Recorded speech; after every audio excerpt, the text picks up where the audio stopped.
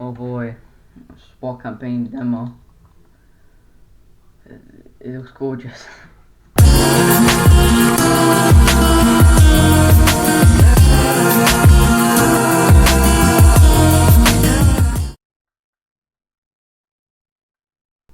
As you read the title, I think this game is an absolute masterpiece. It was funny, sad, and cool with its story and gameplay, as it was very riveting. I don't know how to say that word, but honestly, I think the game's actually great. I know I'm gonna joke about how bad it is in the video, but you shoot it for walls. I'm sorry. Even if it's bad, it's actually a fun game.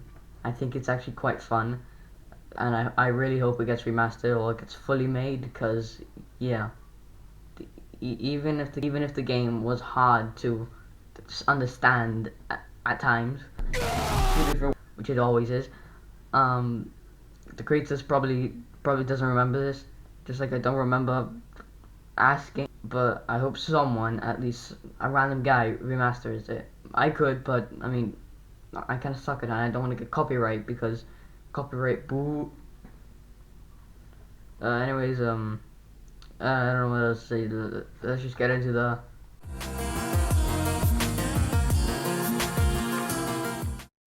So, its story. Where do I begin? The story is very confusing and interesting. I tried to piece everything together, but I mean, this game, I don't know how old it is. I'll probably check, like, I don't know, later. But it's an old game, because I played it when I was 10, which was, I think, 2 years ago or something. And I played it with my friend, which is a special thing, so at the end of the video. Well, we just made fun of it, and we went after both endings, and we had no idea what we were doing, because it was fun. Anyway, the law I've put together is you're a SWAT member going through a hospital, like killing terrorists or CIA, I don't know what they call it in the game. And then you go through an elevator, and then there's like zombies now, which is, I don't know why I turned into that. And then you like get chased into the thing, door closes, and then you get hit with 2 paths. I know I sound like this game is short, but it is short. First playthrough took 12 minutes to play, and you get hit with 2 paths. The first path is investigating deeper, looking throughout the facility, doing your job. But then if you head to the surface, which is the other the other option, then you go through another thing. And I will be recalling these: the insanity ending and the what would I call it? Hold on, let me check. The SWAT ending. Insanity is the bad ending, and the SWAT ending is the good ending, supposedly. The law will be at the end of my law discussion thingy. So first, let's go to the insanity ending, because that's easy to explain. Insanity, or the bad ending, is where you go to the surface. You go fight some CIA, and then I got stuck with a sniper because it wouldn't die, so I just didn't kill it at all. And then you watch Frank. He got his heli thing, whatever. The helicopter like went, and we hear his last word.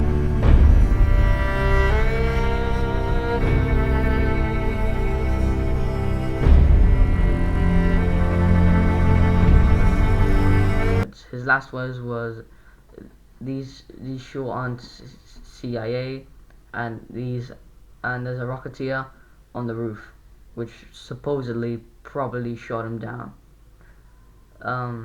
So then you go to the the open wall next to you, into the elevator, and then you go into the nightmare, the apartment nightmares, or as the chapter's called, personal vendetta, whatever.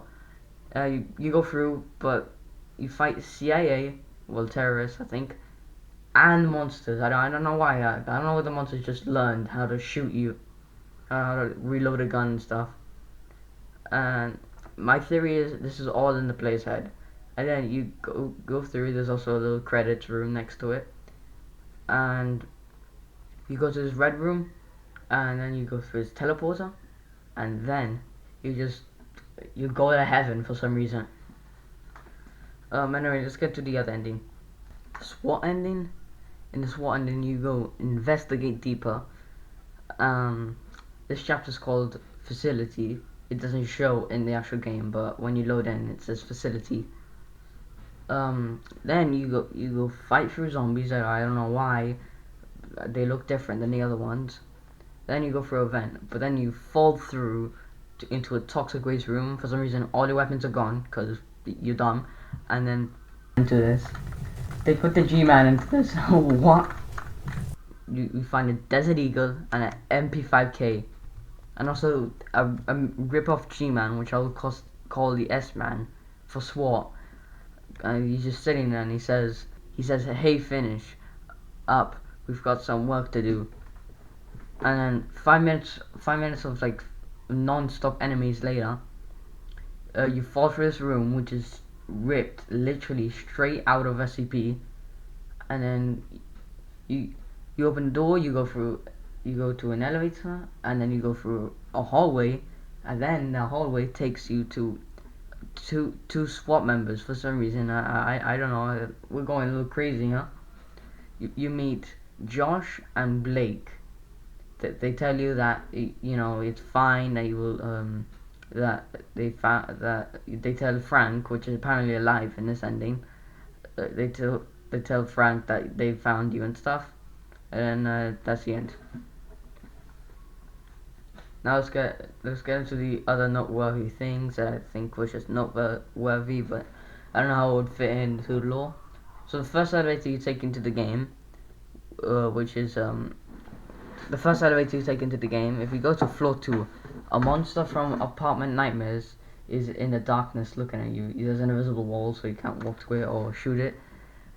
The other noteworthy thing is in the basement, right before you meet the first zombie in the game, there's a door with a code. I'm not sure if this actually has something behind it or it's just there for view, but the code has yet to be found as far as I'm aware. So sorry I could find that. S-Man, we only see him once as far as I'm aware, which is in the toxic waste room where he tells you, get your stuff together. Anyway, let's go into the